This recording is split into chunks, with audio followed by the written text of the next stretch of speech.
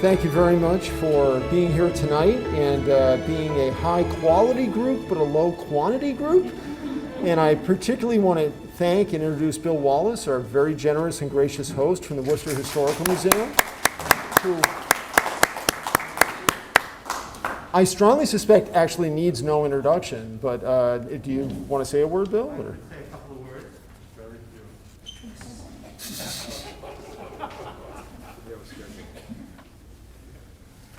We have a schedule, and I'm not going to make any comments on where the quality sits in the room, okay?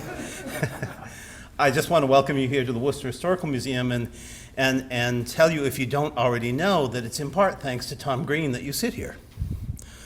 From 1985 to 1987, Thomas S. Green, part of the Green Hill family, a descendant of the Dr. John Green, a great-nephew of the architect of the merger of the boroughs of the city of New York, was the president of Worcester Historical Museum.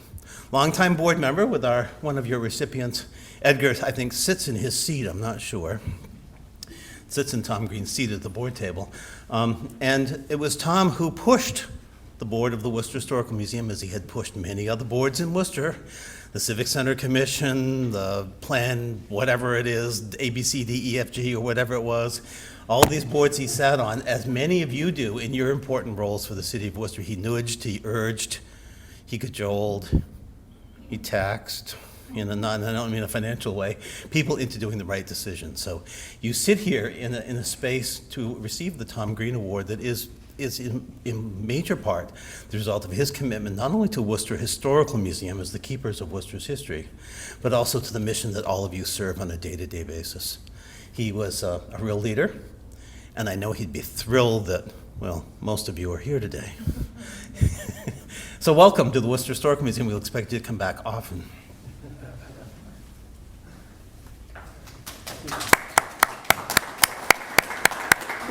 Thank you very much, Bill. And for those of you who know Bill, know that is indeed a few words from Bill, and that is indeed a few quality words from you, Bill.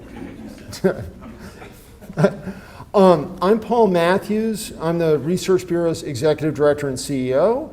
Now, hopefully many of you in the room know the Bureau, but for those of you who do not, we are a 36-year-old nonprofit that serves the interests of Greater Worcester by conducting independent, nonpartisan, objective research and analysis of public policy issues to promote informed public debate and decision-making. Now, as such, today is always a very proud day for the Bureau and has been since 1988, because we take this opportunity to highlight some of the many committed public employees across the region. So we really appreciate what all of you contribute to the region individually and collectively. And I want to thank all of the honorees this year and your supporters for participating in this year's program. Now, while the pandemic unfortunately prevents us from our usual full celebration, instead we are recording and broadcasting this so that hopefully your family members can see it online tonight or later. And I really want to thank your family members for the many sacrifices they have made of time with all of you while you pursue public service and commitment to a greater good. So before I hand this over, I need to not only thank the Historical Museum for being our host, but thank our event sponsors who, due to the limitations, couldn't be here tonight, but Country Bank, Lamero Pagano Associates Architects, Beals and Thomas, and Wynn Companies all financially underwrote this, and our media sponsor, the TNG, led by Dave Nordman. The Telegram and Gazette not only is our media sponsor, Dave actually serves on the committee selecting the honorees. So he is enormously engaged in this project, and I really want to thank him for his personal attention.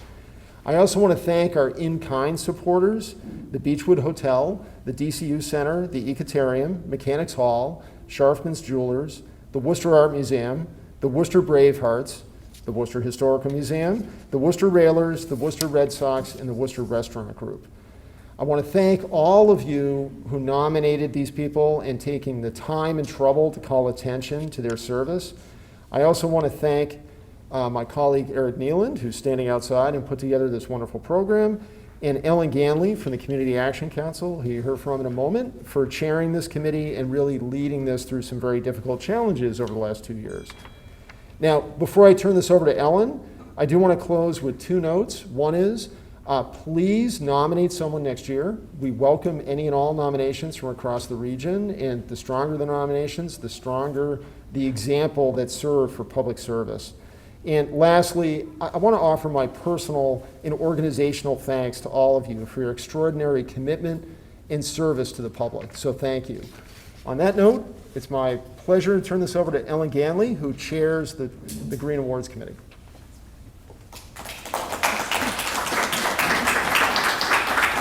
Good evening. As Paul said, my name is Ellen Ganley. I'm the Director of Policy, Public Affairs, and Advancement for Worcester Community Action Council. I'm in my 5th year as chair of the Thomas Green Awards Committee, and it's been my great honor and privilege, and we're thrilled to be here to celebrate with all you, especially back in person, even if it is a smaller group. Since 1988, Worcester Regional Research Bureau has hosted the Thomas Green Awards, celebrating hundreds of unsung heroes. Over this year, hold special meeting. This year's recipients have gone above and beyond the call of duty in a time when we've all struggled with unprecedented conditions and challenges presented by COVID. We all owe them a debt of gratitude for their behind-the-scenes work, commitment to community, and this is really our opportunity to express our thanks to them and the many other frontline workers at our municipalities and schools. This year's nominees were absolutely phenomenal and deserve this recognition. And really, they rose to the top of one of the most competitive years in my tenure on the committee. This year, we have 6 employees who have made outstanding contributions to public service. These annual awards are named in memory of Thomas S. Green, who Bill spoke of, who personified integrity, exceptional leadership, and remarkable commitment to voluntary public service. The awards are made to publicly recognize the efforts of individuals exhibiting the following characteristics: exceptional competence and efficiency handling of all assigned responsibilities, enthusiastic performance of tasks above and beyond the call of duty, a cooperative, helpful, and friendly attitude towards the public, that's not always easy, and fellow employees, and community involvement outside the scope of their individual responsibilities. I'd like to take a moment to thank my fellow committee members, not all of who could be with us tonight due to space restrictions, but we're all involved in making these really tough decisions.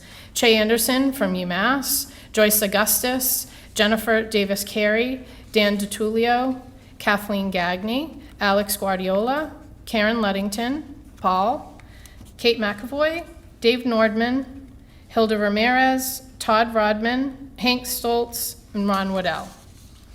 I'd also like to particularly echo the thanks of Worcester Historical Museum for allowing us to be here tonight and safely celebrate one another. And would also like to acknowledge Senators Chandler, Moore, and Cronin, as well as Representatives Mahoney and Kushmarek, who've provided citations to our honorees, which were on their chairs when they arrived. Without further ado, let's start. I'd like to first welcome to the podium Mayor of Worcester, Mayor Joe Petty.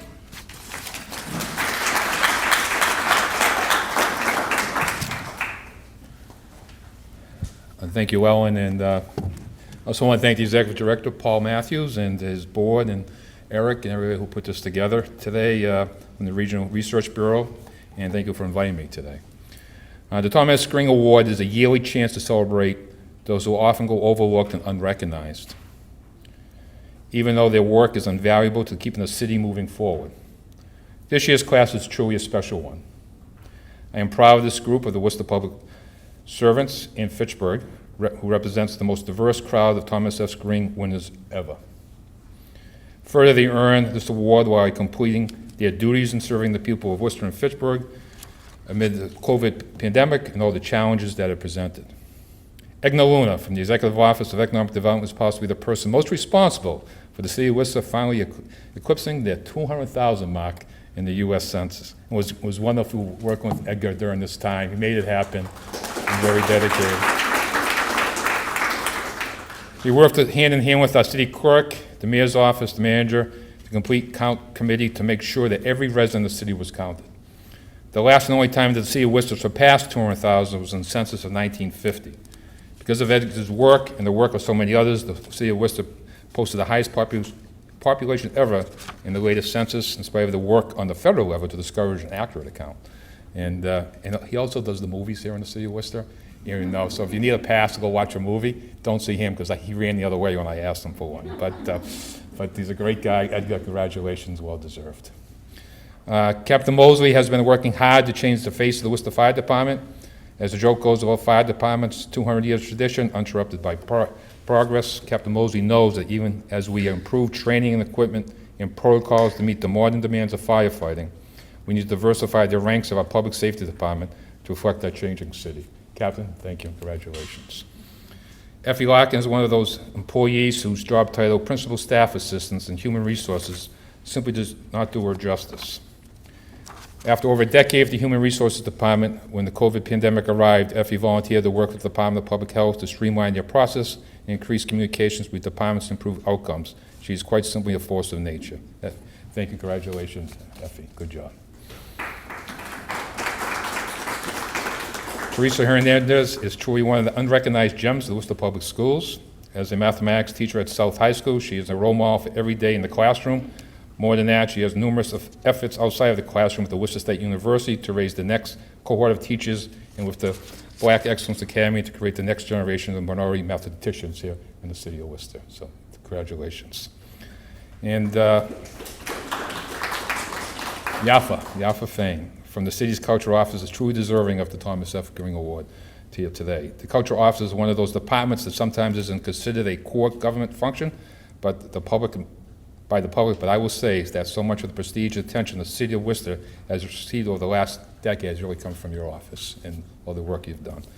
You often see Yafa at the events outside the City Hall. She is standing in the back or off to the side, solving problems, making sure events run properly. She's an absolute resource to so many institutions here in the city who want to work here in the city of Worcester. Congratulations. I also want to recognize Fitchburg Police Lieutenant Jeffrey Howe and Mayor Diatali. Thank you for being the chief. I think the chief, welcome, and here at the city of Worcester. Lieutenant Howe is one of those police officers who is a true ambassador for the Fitchburg Police Department and the city as a whole. He is visible and consistent presence in the schools and in the city.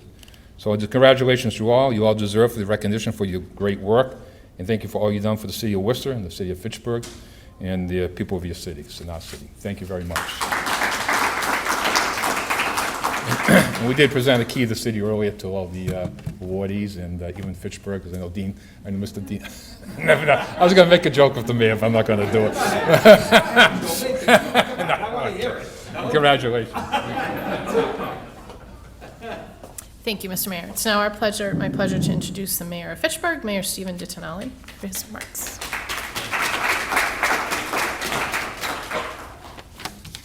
Thank you, Alan. It's so good taking this off. First of all, Joe, Ed, city looks great. Always love coming into Worcester. You're doing a great job. Thanks so much for inviting us tonight. Thank you to the Worcester Regional Research Bureau for organizing tonight's ceremony, and thank you to the Worcester Historical Museum for hosting us.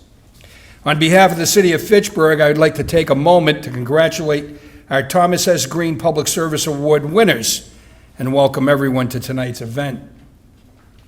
Having served as mayor for the city of Fitchburg for the past 6 years and as state representative for 9 years before, I've worked with many great public servants, but wow, and it says wow. Yeah. Okay. Do tonight's winners stand out as some of the best of the best? Takes a special person to serve in the public interest to take care of their neighbors and their community. They are the workers that transform a city into a home. Yaf, Effie, Edgar, Will, Teresa, and Jeff, you represent the epitome of public service. Tonight, I'd like to highlight Lieutenant Jeffrey Howe, the Community Engagement Officer in the Fitchburg Police Department. As you'll hear tonight, Lieutenant Howe is an asset to our community. He oversees traffic, K-9 units, and school resource officers, and much more. But that's Jeff's job. It's the way in which he performs that job, which is why he and you are all here tonight. How you carry out your duties, the care and attention you have, is what makes an exemplary employee. Jeff's thoughtfulness, accessibility, innovation, and investment in his work make him Fitchburg's model of public service. To the winners tonight, congratulations. But more importantly, thank you. Thank you for all you do for your communities. They would not be what they are without your service. Congratulations and thank you very much.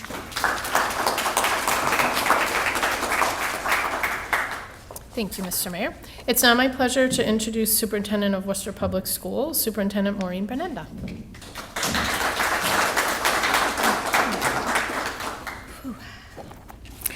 Congratulations also to all the award recipients, and thank you for your commitment.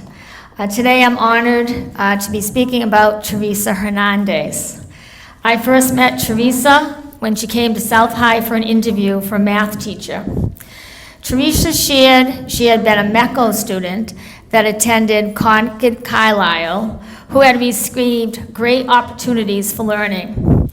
In her discussion, it was evident that Teresa also served as a role model for her family and her community.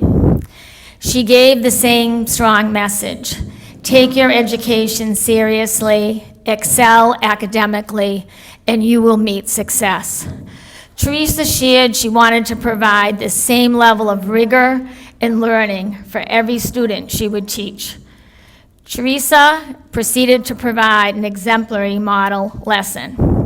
Teresa was hired for the math position and continued to be instrumental in teaching students both a love of math and the confidence to accurately use math to solve, analyze, and synthesize problems. Teresa provided our students this important life skill. Teresa volunteered for additional leadership opportunities at South High, where she continued to serve as a role model to both staff and students. When the opportunity was offered for Teresa to join the Worcester State University faculty to supervise student teachers and to teach college courses, Teresa was the teacher of choice from South High. She has been instrumental in continuing the long tradition of Worcester future teachers and inspiring our students to become teachers. I am proud to know Teresa and will continue to follow her career. I share with you a quote from a wise woman that describes Teresa. She is clothed with strength and dignity, and she laughs without fear of the future. Congratulations.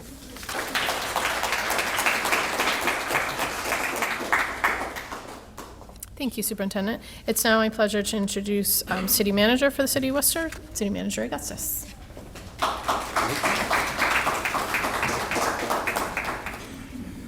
Thank you, Ellen.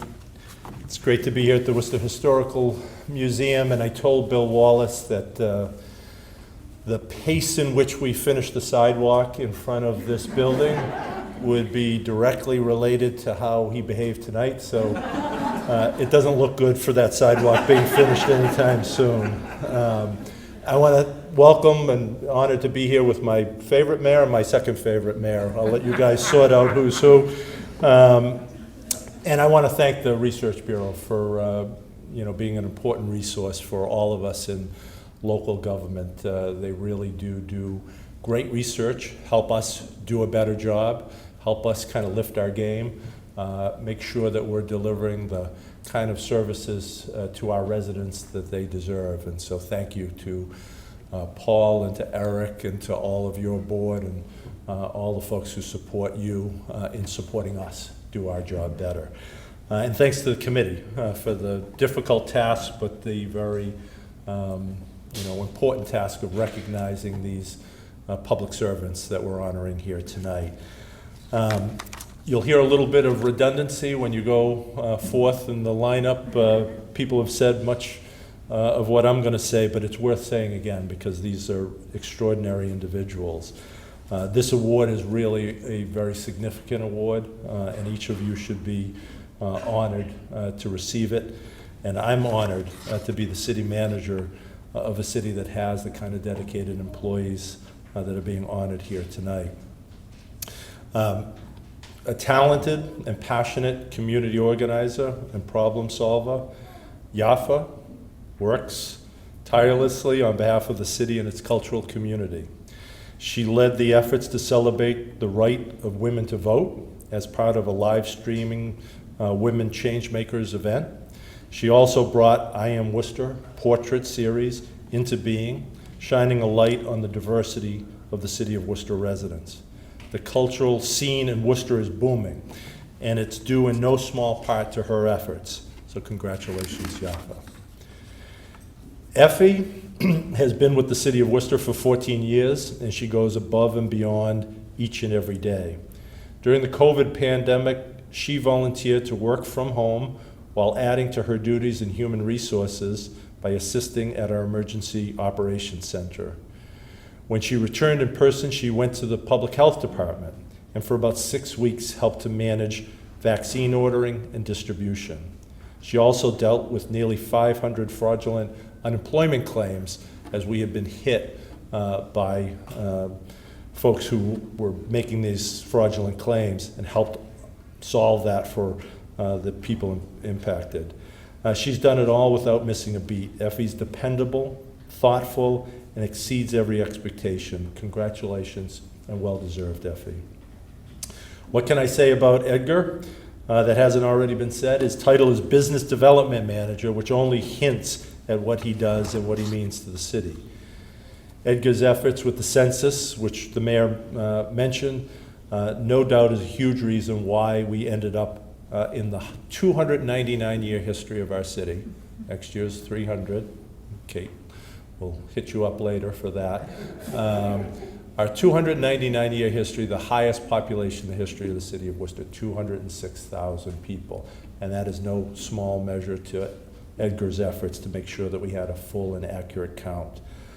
He's also involved, as the mayor mentioned, in helping support the film industry as it uses Worcester as a film location for so many different movies and TV shows. He's yet to get me a starring role, but you know, that's on the agenda. He's also involved in a number of community initiatives and is a vocal proponent of causes that affect advancing the Latino community. Congratulations, Edgar. Captain Will Mosley has been with the Worcester Fire Department for 11 years, and he served for several years as the diversity officer, a role he has really reinvigorated. Focusing primarily on boosting minority recruitment, Captain Mosley and his committee in 2020 produced one of the most diverse groups of candidates that the fire department has seen.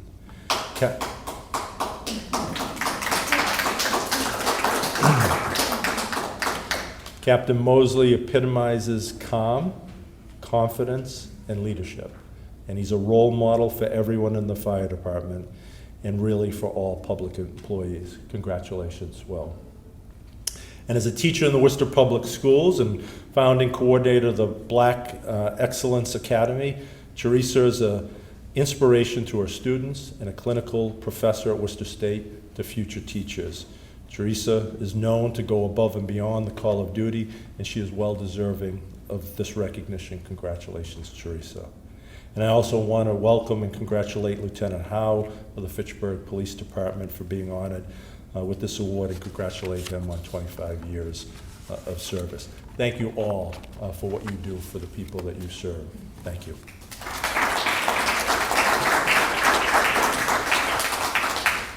Okay, thank you, everyone. And now on to the awards.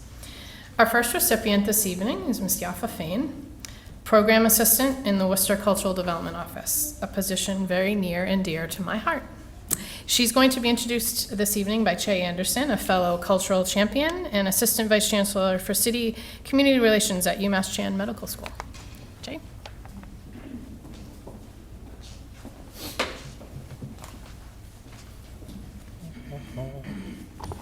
Raise that back up. There we go. Thought I was following the manager. I was like, perfect. And then, there we go. All right. How's it going, folks? How are you?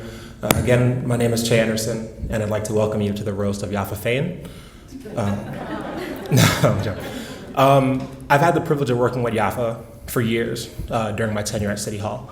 My first experience with Yafa was when she served as an intern, but it was our first interactions in the cultural development office that really stand out to me.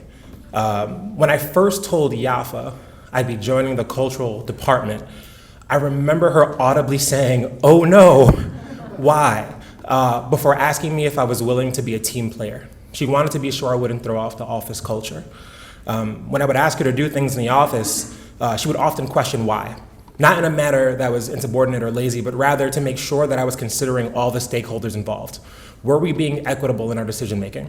Were we being resourceful? Were we in fact representing the entire community? That's who Yafa Fain was, and that's who she is today.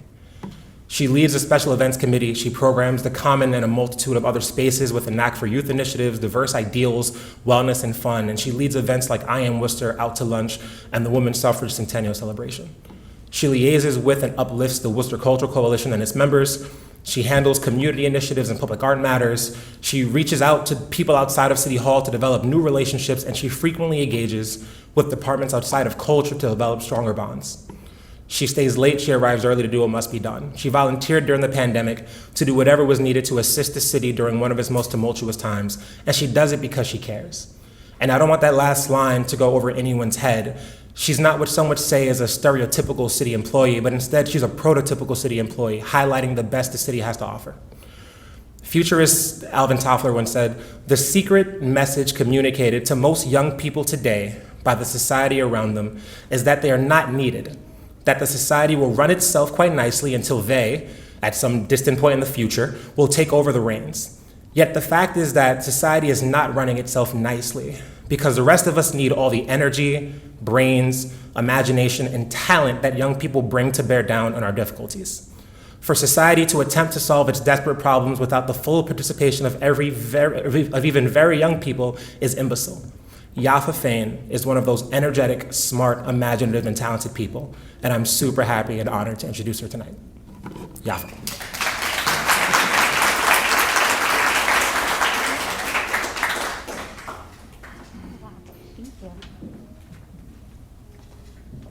I'll lower this again. So thank you, Che, for that introduction. I am grateful that you were merciful and did not regale this group with the story of how you taught me to drive a forklift at one of our recent public art events or divulge any culture development intel. So thank you for that. Also, truly, thank you for serving as a mentor to me, regardless of the exciting professional venture you're on or undertaking. To me, you will always be the Deputy Cultural Officer of Fun and someone who exemplifies service, change-making, and community building with a K. In reflection of this honor, and today being the eve of Yom Kippur, which is a Jewish holiday celebrating repentance and forgiveness, I would be remiss not to slip a little bit of Hebrew into the program. In fact, my mishpacha, or family, are here today, and I'm sure my mom is shocked that I remembered how to pronounce that word. She's over there. In Judaism, there is also a teaching, Tikkun Olam, which loosely translates to world repair. It is based on the notion that during Earth's creation, light and brokenness splintered, and it is each of our responsibility to heal humanity and mend our community through kindness and service. After this endlessly difficult year, we can each relate to this need for healing. At the close of long days, we wonder if we've done enough, if we've heard and helped, if we've taught and served and sacrificed. I am tremendously grateful and humbled that every day I work with people who are making Worcester more whole, more light, and more connected. My fellow awardees, my city mishpacha, and the many community members I meet each day give me the gift of working towards a better world. In the hours between work days, where I wonder how I can do my part, I think of all these people who are making change in Worcester every day, in infinitely big and small ways. I see them selling produce on the common, planning rallies in the streets, and organizing across the community. Some days at City Hall, I can't even begin to feel like I have done enough. But then I feel the tectonic plates shift. I see change and repair through the kindness of others, and I am reminded to keep on. Thank you so much to Paul and Eric and Ellen and the selection committee for arranging such a meaningful and celebratory evening. As an events person, I know it's extremely difficult to plan for gatherings at the moment, and our togetherness makes this especially sweet. Congratulations to all of the awardees. I am honored and humbled to be recognized with you. Thank you for teaching, organizing, protecting, and serving our community with limitless commitment. Returning to the concept of family or mishpaha, I am truly grateful and inspired by Erin Williams. She is the city's cultural officer who spearheads our team of fierce women striving to make change in the creative sector. Erin displays tireless dedication, boundless ingenuity, and the kindness to lead with both humor and compassion. Erin has advocated for me, inspired me, and shared some of the most delicious local recipes New England has to offer. Thank you to the mayor and to the city manager for being unwavering advocates for Worcester's arts and culture ecosystem. You value creativity, and that has bloomed across the city's murals, youth, and public spaces. Finally, thank you to my friends who are family, and to my family who are cultural development interns. You teach me what it means to serve with others with patience, love, and kindness always. Thank you.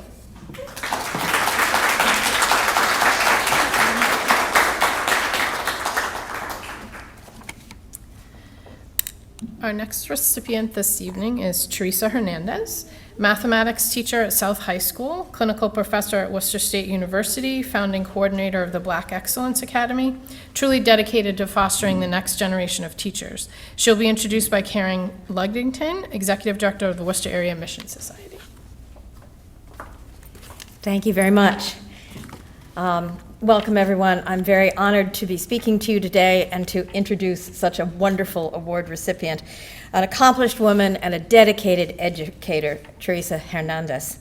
Teresa received her bachelor's degree and master's in mathematics from Boston College, but one master's wasn't enough, so she earned a second master's degree, this time in educational leadership administration at Worcester State.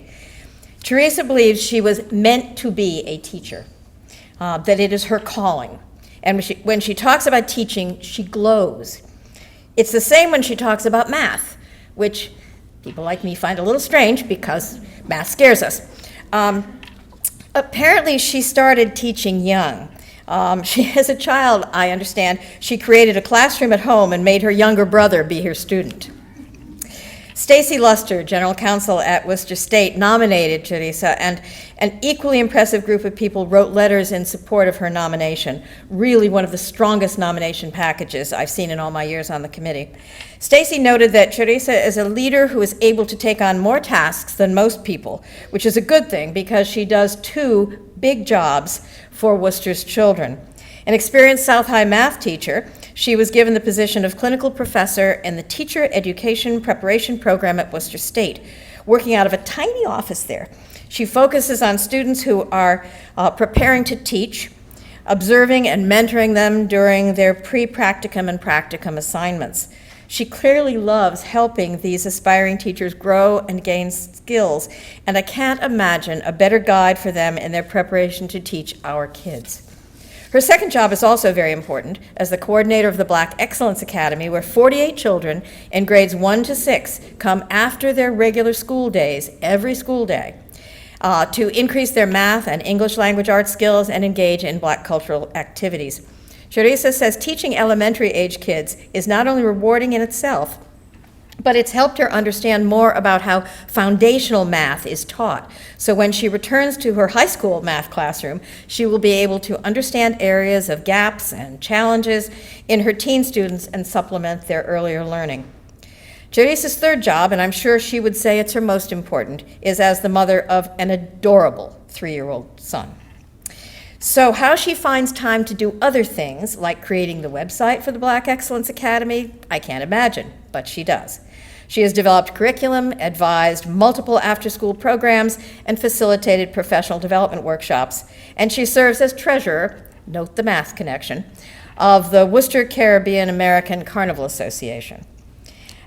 We are not the first organization to recognize her value. She also received the 2018 Massachusetts Teacher Alumni Award. The Associate Dean Raymond Lewis at Worcester State said that Teresa wrote, I became a teacher because I saw a need for strong mathematics teachers, especially females and people of color. I want my students to see people like themselves in those roles so they would realize they too have the ability to be just like me or better. Well, I don't see how very much better any of them that could be than our honoree. And I'm very proud to introduce to you today a 2021 Thomas S. Green Award winner, Teresa Hernandez.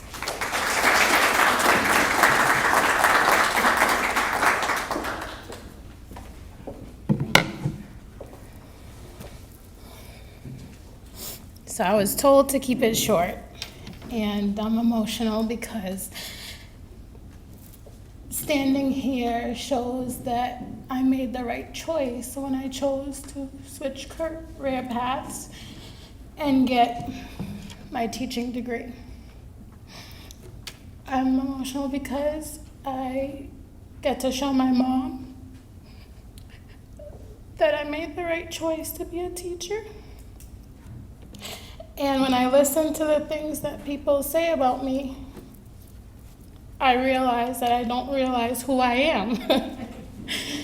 Because I do these things just because they make sense to me.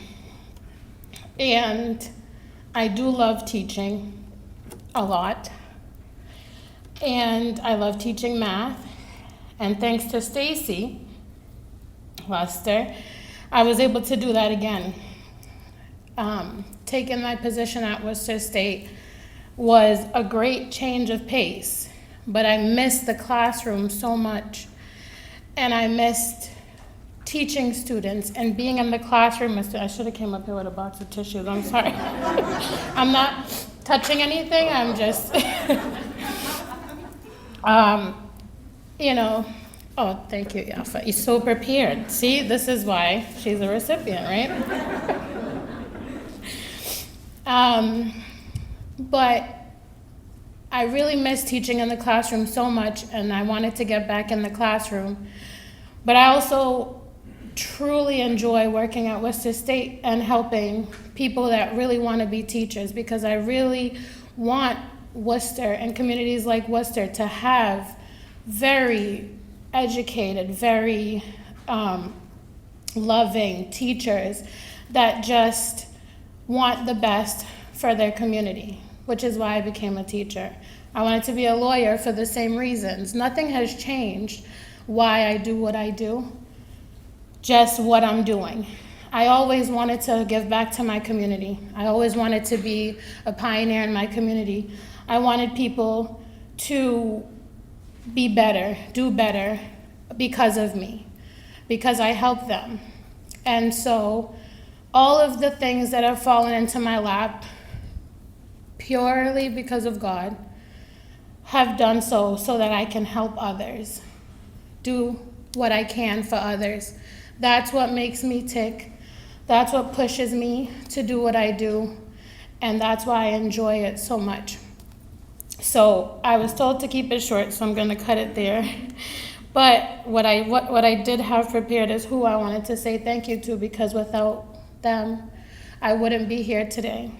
And first and foremost, like I said, God, because I really feel like everything has been put in my path the way it was supposed to be, and there was no other reason but because of God. I want to say thank you to my mom, my parents, my dad, for just always supporting me, always being there for me, always pushing me to do my best, and never letting up, because if they had, I might not stand in front of you today.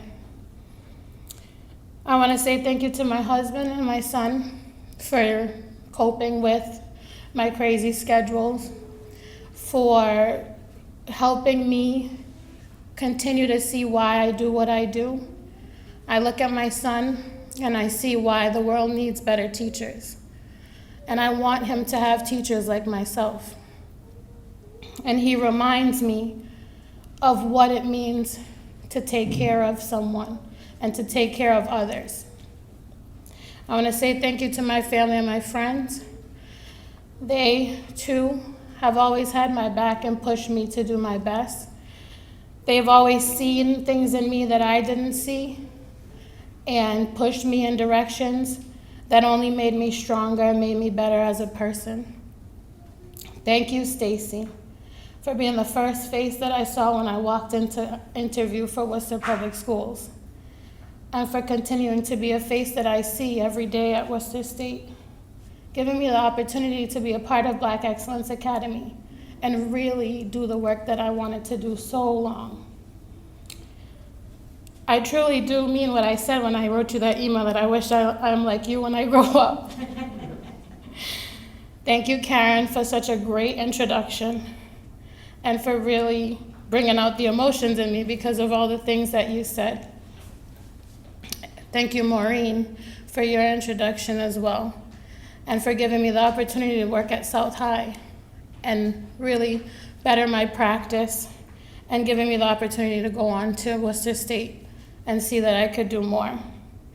And finally, thank you to the WRRB for doing this, because I think it is so important that people like us, all of the recipients, really get to see that people appreciate what we do and why we do it. Thank you.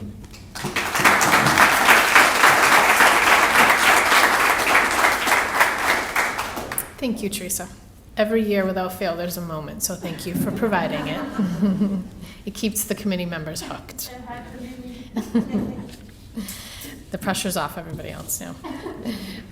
So these awards are intended to recognize excellence in service throughout Worcester County. So it's now my pleasure to welcome our sole non-Worcester honoree, Lieutenant Jeffrey Howe of the Fitchburg Police Department. He's the commander of the Community Engagement Unit of Fitchburg Police Department, having dedicated more than a quarter century of service to the city. Unfortunately, committee member Hank Soltz is unable to be here tonight, so we're going to ask Paul Matthews to step in to introduce the lieutenant.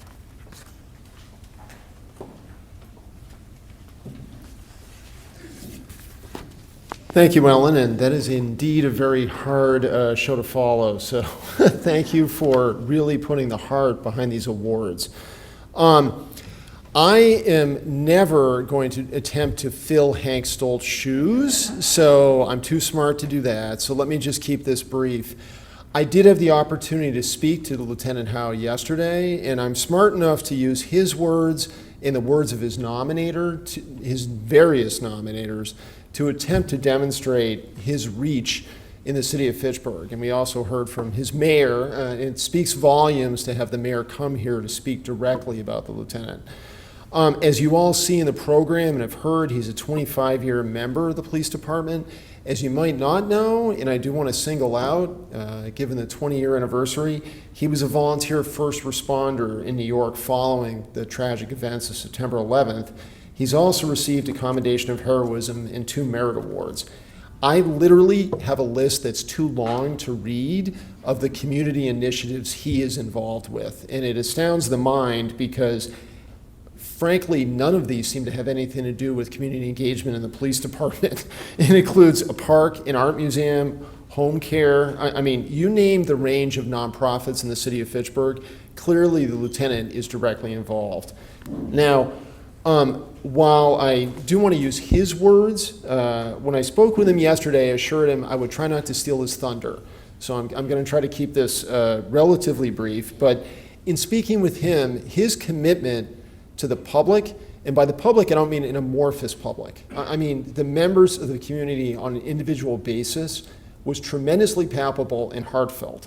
He talked about how his guiding mantra is maintaining and keeping public trust, putting himself in other people's positions, no matter if it's at a community event or frankly at a traumatic event, as so many of our law enforcement encounter.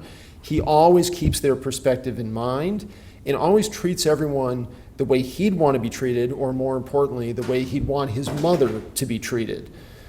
He talked about how he views the next generation as our future leaders and how important it is to nurture them and help provide ways for them to grow and learn and change one minds at a time. In the words of his nominators, which I think really speaks for themselves, I'm just going to read a few quotes here. Lieutenant Howe is one of the most self-motivated individuals I have ever had the pleasure of knowing. He is always taking the initiative to make our community a better, safer place for all. He starts from yes, when far too often in the community, the answer starts from no. It's always, how can we help? And his cooperative nature breaks down so many of the barriers that would otherwise be in place, and his willingness to go above and beyond to help folks is a great example and model for the rest of us to aspire to. He is a tireless advocate both for his profession and the community's most vulnerable, and through his service and volunteerism exemplifies the very epitome of public service. Perhaps the most admirable quality of Lieutenant Jeffrey Howe is his ability to make every person attending an event feel like they and they alone are the sole reason he came. That's a rare gift. He is that person every day, day in and day out, who always has a smile and a kind word, showing his true and utter enjoyment while engaging in all of these events. He's genuinely interested in the people he serves, and that authenticity comes through in everything he does. In short, Lieutenant Jeffrey Howe has made and continues to make Fitchburg a better place. On that note, I'm very proud to turn this over to Lieutenant Jeffrey Howe.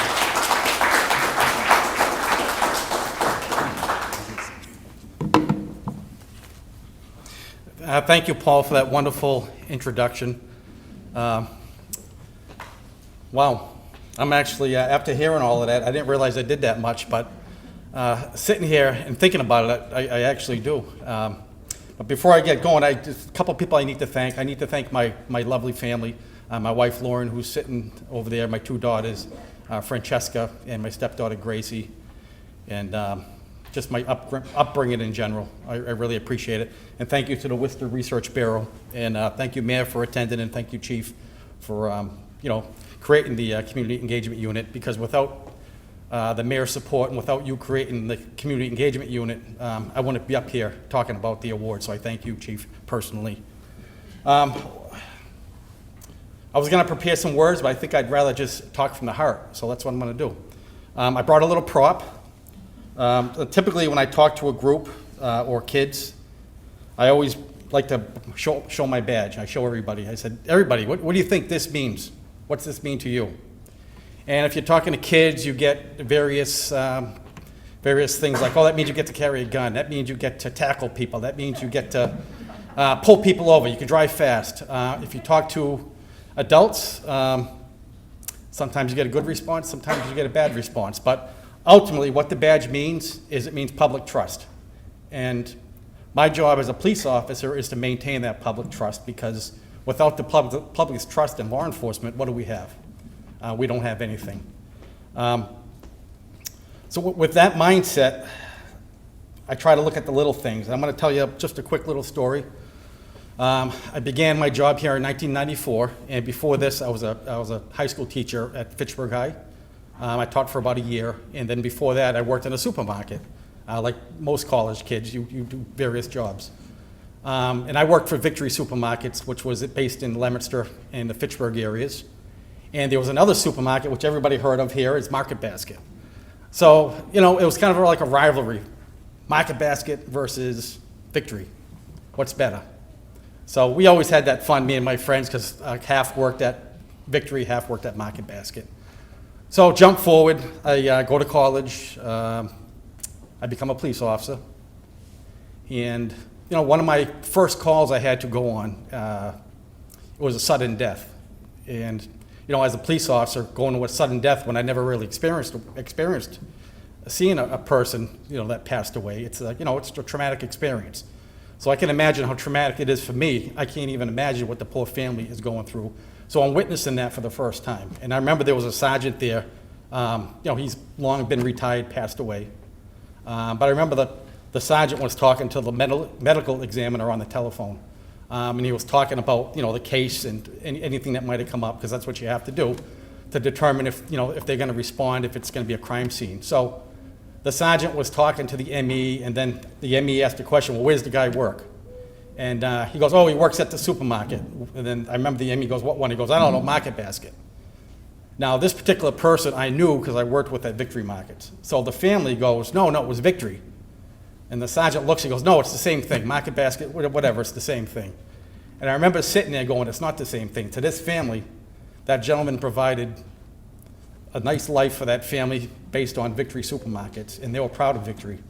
And I always remember that sergeant throwing, it's the same thing, Market Basket, same thing. Well, it's not the same thing.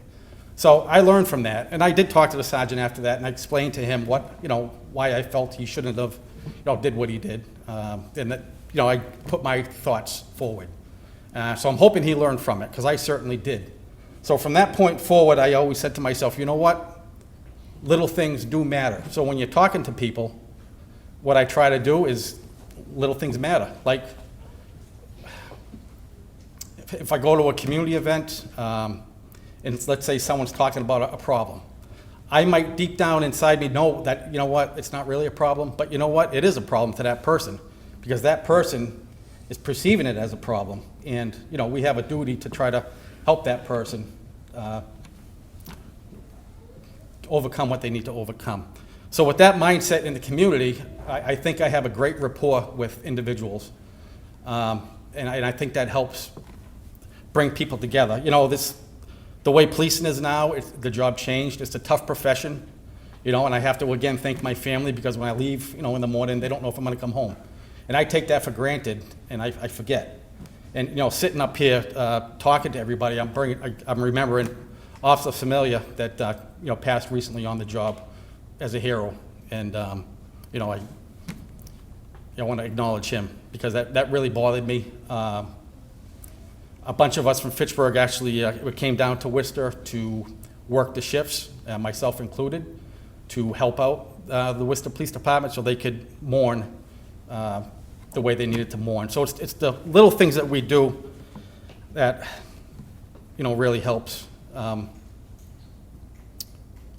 proud of our community engagement unit. I try to teach kids respect. I try to teach them, we're human beings as a police officer. I'm a proud teacher for our other police officers. I teach implicit bias, which is huge, because we have to tackle that, and we do in Fitchburg. We tackle that. We address it. We talk about it, because we're never too old to learn. And by keeping that motto of learning, lifelong learning, I think we're going to go a long way. And I could talk for a long time, but I'm not gonna. But anyways, I just want to thank everybody, and I'm glad I got this award. But it's not really for me; it's for the citizens of Fitchburg. And I congratulate all the other nominees. And I'm enjoying hearing everybody's stories. And as a police officer, I just hope that I can continue to make Fitchburg and other people proud of what we carry, all about public trust. And thank you for listening. And thank you.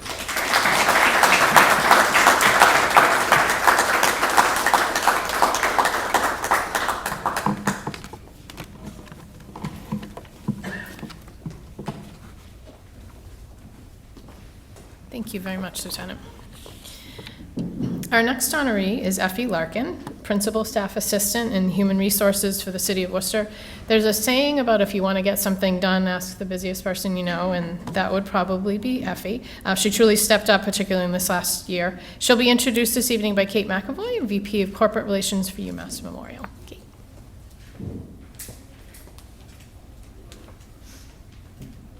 Good evening, everybody. This is really a remarkable event, and when we were meeting with the honorees a couple of weeks ago, one of the first things we said was, don't undersell this. This is a really, really, really remarkable award, and there are so many people that work in municipal service, and you are called out by your peers and your bosses, so we hope you're as proud of yourselves as we are of you. Shay Anderson, I'd like to see you read a speech from your phone when you're over 40. I think everyone in the room would as well. And Edgar, I would like to be in a movie, so we should talk, but I have a feeling I'd probably be like playing her. So we'll talk. But the reason I'm up here tonight is about Effie Larkin. And I probably shouldn't say this, but the more I learned about Effie, the more excited I became to be the person that gets to introduce her. If you want to meet someone who's pretty awesome, Effie is the kind of person that you find, if you're lucky, in any work environment. She's the person who's excellent at her job and then some. Now, this is the person you'll see in any organization who is not only kind and nice, but she's also the consummate team player, the person that everyone calls when they need to figure something out, when they aren't sure what happens next, or aren't sure how something should be handled. And let me be clear, I mean everyone.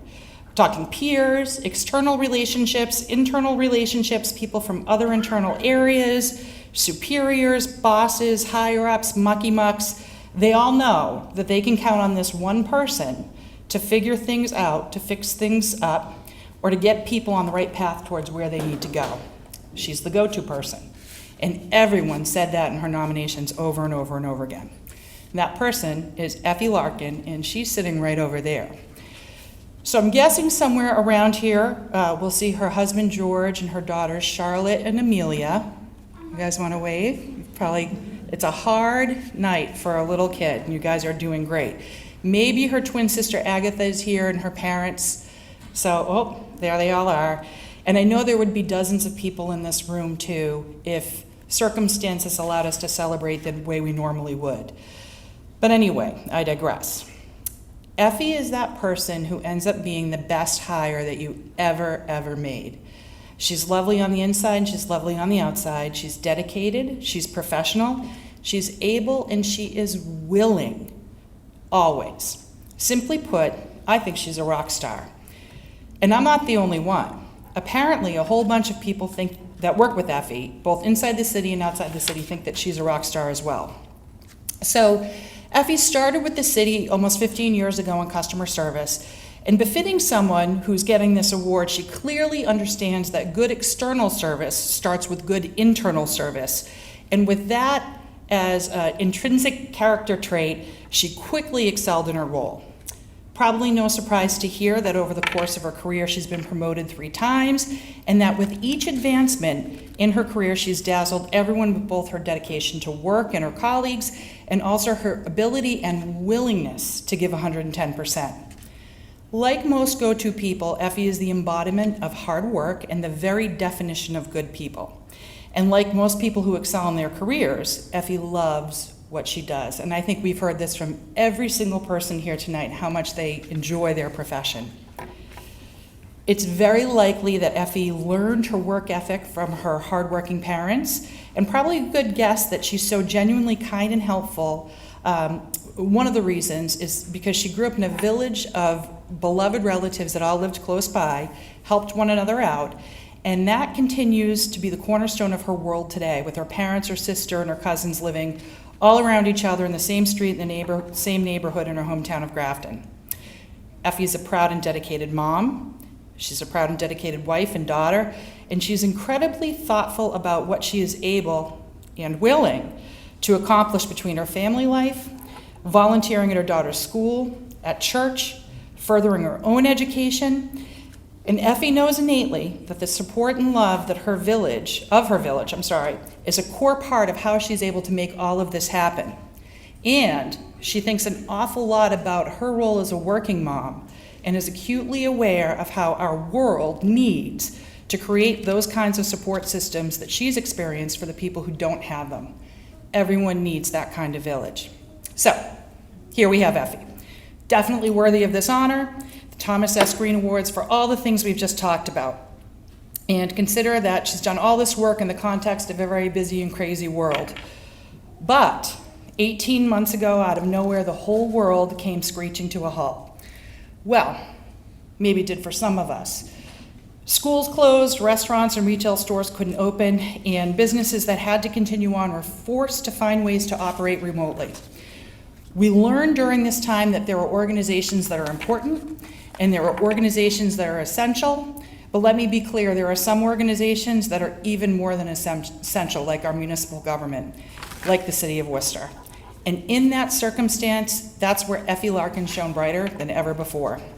With her daughters at home and the entire operational construct and process flow of every organizational part of city business rapidly trying to redesign itself, Effie never missed a beat. She stepped up and then volunteered to take on additional work, knowing that it was needed. She worked nights and weekends in addition to her regular role to help both the city's finance department and emergency operations center by taking on purchasing responsibilities in addition to her own role. She created new and efficient process flows and kept things moving for both her own area and for new areas of need that she volunteered to support.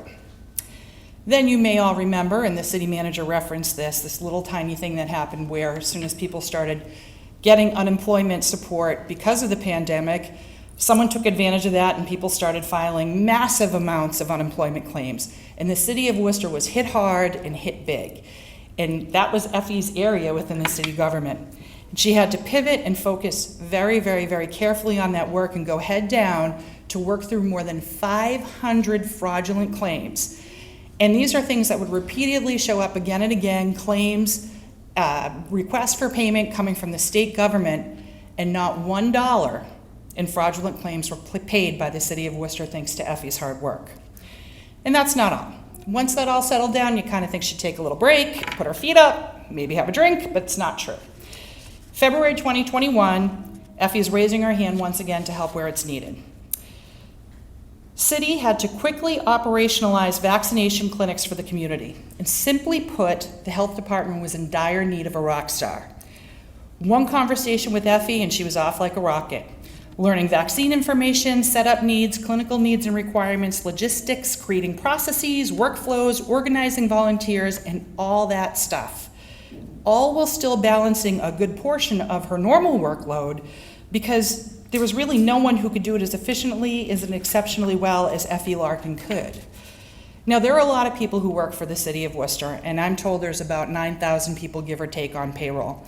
And of that number, I understand there was a good number, kind of a small number actually, that raised their hand for extra work, and every single one of them deserve our thanks and our great appreciation. But to me, there's one person who stood out, already a standout, but shone even more brightly during our community's time of need. And for that reason, and for everything else I've described to you already, I couldn't be more honored to introduce to you tonight Effie Larkin in her receipt of the Thomas S. Green Public Service Award. Effie.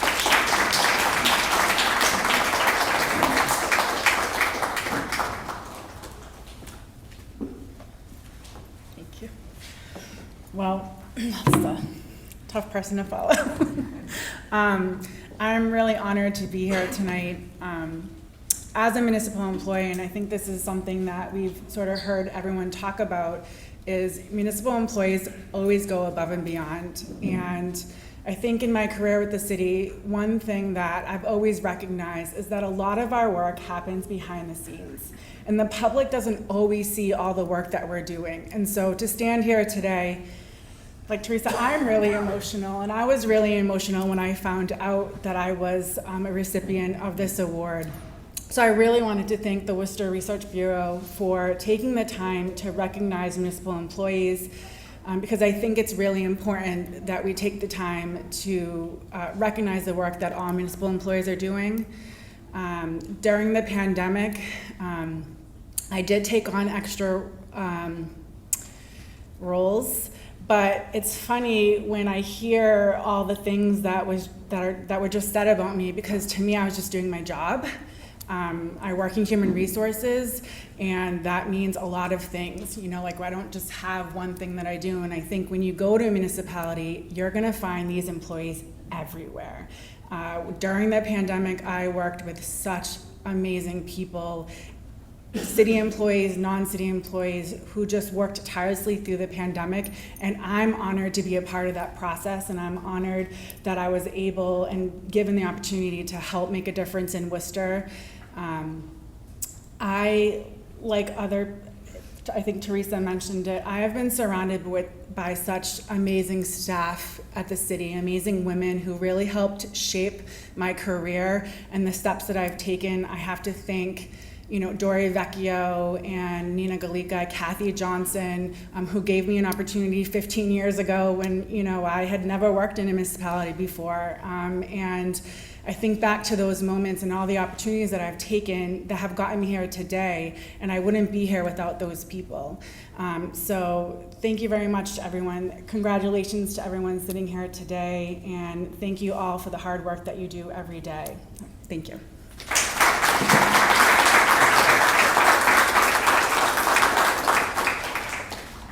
Thank you. I have to say, listening to you all is really one of my favorite parts of this evening. Not everybody does what you do. There's a reason you six are sitting before us, and we really appreciate it. I want to address a bit of controversy that's been swirling around with regard to our next honoree. I want to put to rest rumors that have been hinted at here and there throughout the night that he was selected just to curry favor for myself and other members that were looking for a role in Ryan Reynolds' next film. It's not true. I mean, we all want one, but he earned this on his own accord. And tonight, to introduce Edgar Luna, the Business Development Manager for Worcester's Executive Office of Economic Development, please welcome Alex Guardiola, VP of Government Affairs and Public Policy for the Worcester Regional Chamber.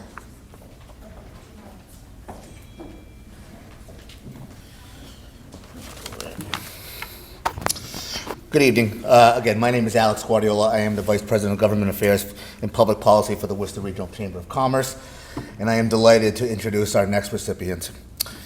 Edgar Luna is the Business Development Manager from the City of Worcester's Economic Development Office and has dedicated over 20 years of service to the city and possesses many qualities coveted by all public officials, which include exceptional customer service, multilingual capabilities that have critical to ensure that Worcester services, programs, and resources are accessible to our diverse population.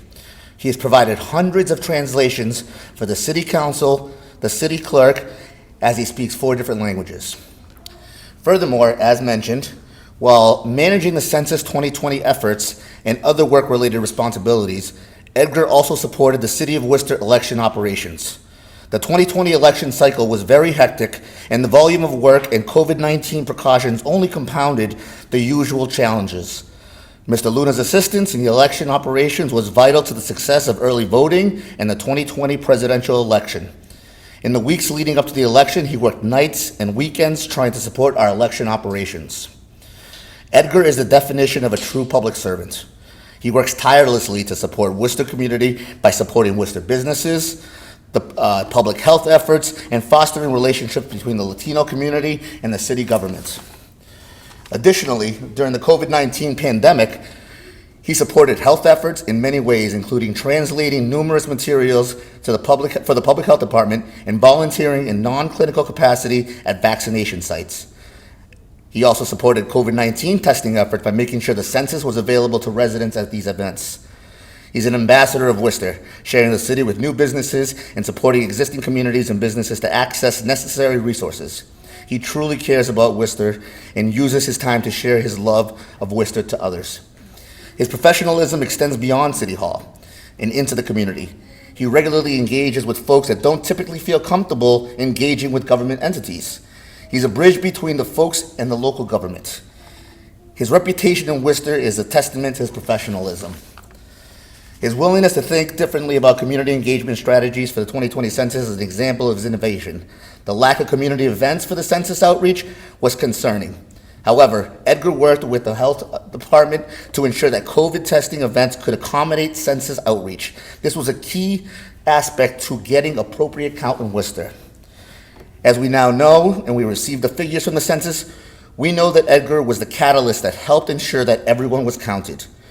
We know that Worcester is the fastest growing city in the state and by far the second biggest city in New England, outpacing every other city in the same category. Without Edgar, these numbers may not have reflected what we know to be here in Worcester to be true. And with that, we owe him a debt of gratitude. Lastly, as mentioned over and over again, he is also in charge of the film production companies here in Worcester. Films, television, included The Honest Thief with Liam Neeson, The Tender Bar with George Clooney, Black Panther 2, a hit show like Dexter, just to name a few. So if you want to get in a movie like everybody else, you better get chummy with Edgar now, because the cat is out of the bag. The mayor mentioned it, the city manager mentioned it. He is the man to know. I'm sure he's probably on Clooney's boat at some point. So, being on the bicentennial of the independence of Guatemala, it is my pleasure to introduce a proud Guatemalan American and my friend, Edgar Luna.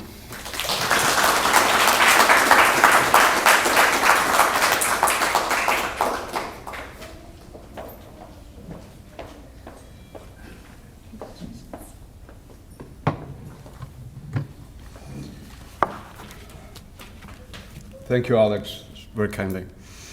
As I was sitting on my chair, I was trying to measure what the distance between the city mayor and the city manager. Both of them are my bosses. So I feel a lot better now that they are not here. So I feel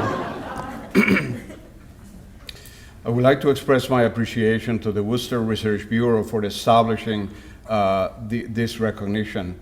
They've been doing that for a number of years, and it exemplifies. They select individuals from the community that serve the community, and I think that that is extremely, extremely important.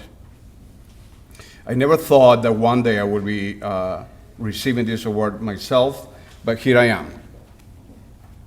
Thank you for selecting me.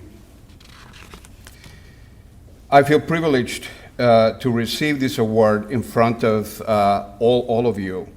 And I would like to thank also Dr. Mari Castile for submitting my nomination, and as well as the individuals who wrote letters of support for my nomination. I am proud to work for the Worcester Executive Office of Economic Development under the leadership of Peter Dunn, who, by the way, a year ago received this award himself. So I am proud to follow in his footsteps. When you are a city employee, you learn very quickly that your work assignments might develop into exciting projects that you never expected. Today, I would like to highlight a couple of them. One of them is the movies, and as you probably know, we have had a lot of movies filmed in the city of Worcester, to the point that some people now are trying to change the name to Hollywood. I don't think that will go too well, but that's what has been said. And I am proud to say that Hollywood has discovered Worcester. 3 years ago, we had 3 movies filmed here. In 2020, in the middle of the pandemic, we also had 3 movies filmed in Worcester. And in 2021, so far, we have 7 movies filmed here. Some of them have been small, and some of them have not. One of the movies that we had last, actually in 2018, had a movie that made a total of $1.3 billion worldwide, and they were in Worcester. And I have a story to tell you about that. All of them were here, and they called me in panic that the main street, which is where they were going to be filming, was being graded. And they said, that's where we are going to be. And I quickly thought of an answer, and I thought, yes, we're going to pave it just for you. I don't think that they believed me, but we did pave it, and they filmed there, and they were quite pleased. On this, I would like to say that this particular movie, as they were leaving, the movie director, film director, wrote me a nice thank you note saying thank you for providing a beautiful canvas for us, excuse me, for us to make magic on. In addition to that, in the city of Worcester, every 10 years we celebrate a census. That is extremely important to us because it tells us exactly how to develop our policies for the city, where to go from there, and also, more importantly, the federal funding that comes with the census. 3 years ago, the city manager assigned that responsibility to myself and to Nico Vangeli, and we eagerly accepted and began to develop what we thought would be an effective, comprehensive campaign to make sure that everyone in the city was counted once and was counted accurately. Unfortunately, 2 weeks as we were about to roll the census campaign, Census 19 hit us. Everything came to a stop. It was a confusing time. We didn't know what to do, what to say, where to go, and concerned about ourselves as well. After a couple of weeks, I learned that the college students from Worcester were leaving. They were going home. That meant 35,000 individuals who did not fill out the census form. That's when my personal concern became panic, and we began to make changes to make sure, adjust our campaign, do the best that we could to make sure that everyone will be counted. And we work closely with the city manager, with the city mayor, and all the colleges and universities to make sure that the U.S. Census would accept the electronic version of the census. After a few months going back and forth, that information was accepted. And today I am proud to say that Worcester remains the second largest city of New England. We have more people than we ever had. It is a total of 206,518. It is a community that is vibrant. It's a community that is well established. And I think that we're at this point between May 1st, 2020, and now, I think we probably have gained at least another 2,000 people. But those are the things that you do for the city of Worcester, in addition to my regular responsibilities to try to help other people establish or open business in Worcester. So I thank you for this award. But I also would like to mention, lastly, that I am privileged to participate in other two organizations. One of them is the Worcester Brazilian Association that was established in 2020 in the middle of the pandemic.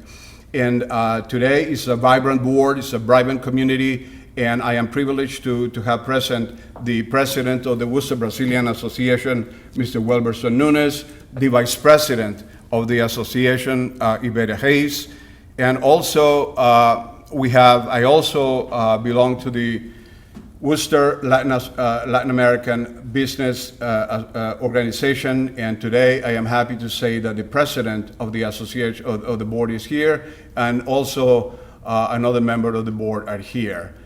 These are the two communities that are exciting. They're new. We have over 50,000 Latinos in the city of Worcester. We are the largest ethnic minority, and I think that is a number that is being reflected throughout the country as well. Thank you all for being a part of this special day for me, for my colleagues. Congratulations on your achievement, and thank you for selecting me again. Thank you.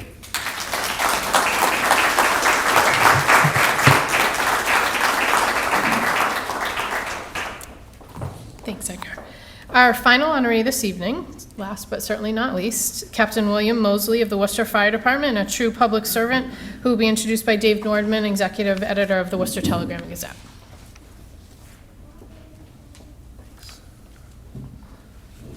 I have to admit, I had zero jokes until I'm going to attempt to read the speech off my phone, and I am over 40, so thanks, Kate. And I don't know what everybody's talking about, but I reached out to Edgar. He got a film in our newsroom, so I thank you for that. No, I'm just kidding. And I had no reason, but the mayor, the city manager, and the superintendent all left. So here we go. My name is Dave Nordman. I'm the executive editor of the Worcester Telegram Gazette. First, I wanted to thank the Research Bureau, Ellen, for making me a part of this very important event. Our next honoree has been a dedicated public servant to the city of Worcester for over 20 years. He was a police officer nearly 10 of those years. The last 10, he's been a firefighter. He's the department's lead physical fitness instructor. He was promoted to lieutenant in 2017 and to captain last August. He's one of only 2 minority captains on the Worcester Fire Department. He's the department's diversity officer, a role model, a mentor, a motivator, and a friend to so many. As it's been said, since 1988, the Research Bureau has recognized over 100 unsung heroes in the community, people who make our lives in this place a great place to live and work and play. William Mosley is certainly one of those people, and it's my honor to introduce him here tonight. 2 words sum up Captain Mosley according to Chief Michael Lavoie, who nominated him for this award: drive and determination. I would add a third, which is results. While it's too soon to count, this year's eligibility list for entry into the Worcester Fire Department appears to be approaching, if not surpassing, 30% minorities. Chief Lavoie is quick to point out that that is by far the highest ratio he's ever seen in his 34-year career. And much of that can be attributed to old-fashioned, no pun intended, boots-on-the-ground hard work by Captain Mosley. Since making Grove Street his home away from home, he's put together a top-notch recruitment team and, in Chief Lavoie's words, targeted the right population at the right time at the right place. Being a firefighter is not like being a police officer or a teacher, where there is natural exposure to interaction with the community, Captain Mosley will tell you. Firefighters instead sit every day in what he calls a box, the fire station. They get a call, they leave, they go to an emergency, and they return to the station. Missing was that community interaction that's so important. But Captain Mosley has worked to change that, especially in Worcester's underserved neighborhoods. He's created career day opportunities for middle and high school students. He's hosted exposure days for college students majoring in science, fire science. He's introduced fire science curriculum to area vocational high schools. And it was Captain Mosley's idea to host an open house for Worcester residents interested in taking the entrance exam. In fact, representatives from the State Human Resources Division who attended were so impressed that they decided to make it a model for other cities and towns. When speaking to recruits, potential recruits, Captain Mosley lists all the things that make firefighting a rewarding career, things that he wishes he knew growing up as a kid in Pittsburgh. Number 10 on the list, of course, is money. But number 1, it's an exciting job. Number 2, you get to be part of a great team. And number 3, it's a job that you'll look forward to going to every single day. I know Captain Mosley does. Somewhere high on the list, too, is a chance to make a difference in your community. Captain Mosley has certainly done that every day for the last 20 years. And I quote, "Captain Mosley is the most professional, polite, caring, and empathetic person that I know." That is what Chief Lavoie wrote in his nomination for this award.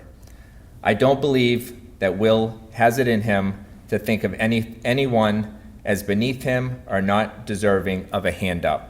So please join me in giving a hand to Worcester Fire Department Captain William Mosley.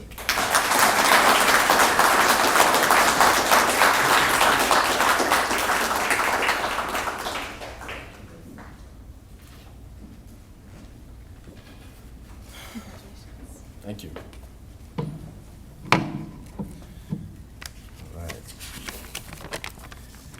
Good evening. Thank you, Dave, for that kind and thoughtful introduction. The city leadership, I know they have commitments, I understand. Distinguished guests, family and friends, thank you for being here tonight. Before I get into it, I want to thank God for answering prayers, allowing us to be in the path of blessings, and helping us fight our battles. Next, I want to thank my fellow recipients. I read up on your backgrounds and accomplishments. You all are so impressive. I'm truly humbled to share the stage with you this year. I want to thank Chief Lavoie for nominating me. To the Research Board, I want to thank you for reviewing my nomination and finding my contribution sufficient to be here today. Diligently working to bring attention to the hard work of other people, to celebrate them, to motivate others, and help keep the wheels of public service moving smoothly, that's great work, and we all appreciate it. Most of us in public service don't do it for the accolades and attention, but it's definitely a proud and validating moment when someone does take notice and let you know you're doing a good job. I really wasn't sure what to say today, but after some careful thought, I didn't want to pass up an opportunity to relate to someone or have an impact. If there's something about my words or actions that can help someone, I want it to be heard and seen clearly, because there have been people brave enough to put themselves out there to try and make a difference in my life, and I'm so grateful for them. And I'm fortunate that my career in public service has given me opportunities to do that for other people. Public service is at times difficult. The work can be hard, but nothing worthwhile is ever easy. As a public servant, you're an investor, maintainer, and protector of your community and your organization. Doing that job well, keeping people safe, earning their trust, and making things better is the reward. I'm very grateful for the people in my life and the opportunities I've been given. I'm compelled to balance that gratitude with giving myself to people and things around me. And in that giving, I actually find more to be grateful for, which leads to more giving, which leads to, you get the point, right? It's like one of those never-ending volleys in tennis. You know, I feel like I've cracked the code of fulfillment, and I want to share it. My son Marcus has been on his own journey recently to grow more independent. We see it at home. He's trying to solve his own problems, encountering things for the first time as he enters adulthood. He wants to figure it out on his own. I get it, and I respect it. But one day I had to slow him down and tell him I was proud of what he was trying to do. But none of us gets anywhere alone. On our respective journeys, we all receive help and inspiration.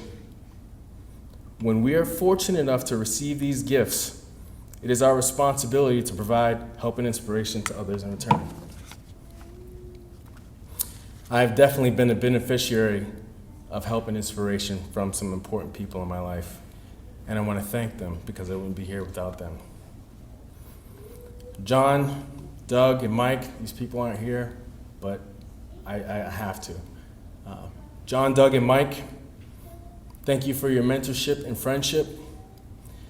The value you've brought to my life is significant. I'm not even sure how I can balance that out for you on my end, but I won't stop trying.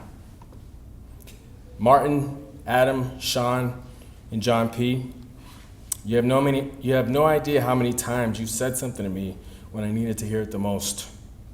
Your kindness and support will never be taken for granted. Steve and Fran, thank you for modeling what it is to be truly dedicated to your craft through constant learning, teaching, and professionalism. Our diversity committee, Rohan, Gina, Malky, Jay, and Mike, for the hard work you put in right alongside me in an effort to move the department and community forward.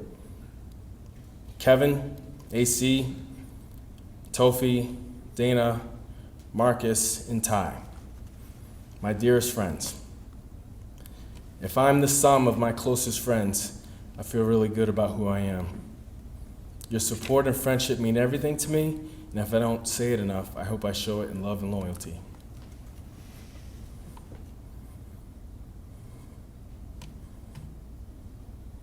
My parents, for showing me how to work hard through their example, to keep putting one foot in front of the other no matter what.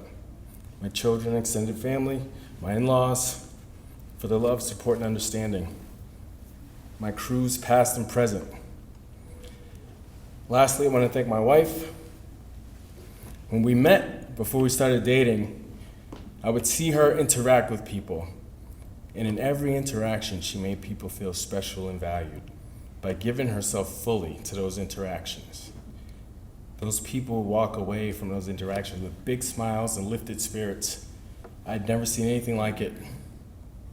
And as we got to know each other, I got to experience it firsthand, what it felt like to be effortlessly valued and made to feel special, because she gave her full attention, intention, and presence to me. I've learned to make this part of my life just by being with her, and that is what is showing in my work and has helped me get here today. Attention, intention, and presence in what I do. So thank you, Meg. What I've learned from you brings value to my life and my work, and has helped me reach a higher level of personal happiness. I've learned to invest myself fully into things and people, and add value to my relationships. I'm still learning, I'm still growing. I will continue to work hard for my city and my department. Thank you for this prestigious award. I'm happy to have joined the ranks of the recipients before me, and in recognizing me, you allow me to recognize the people and things that have got me here. Thank you.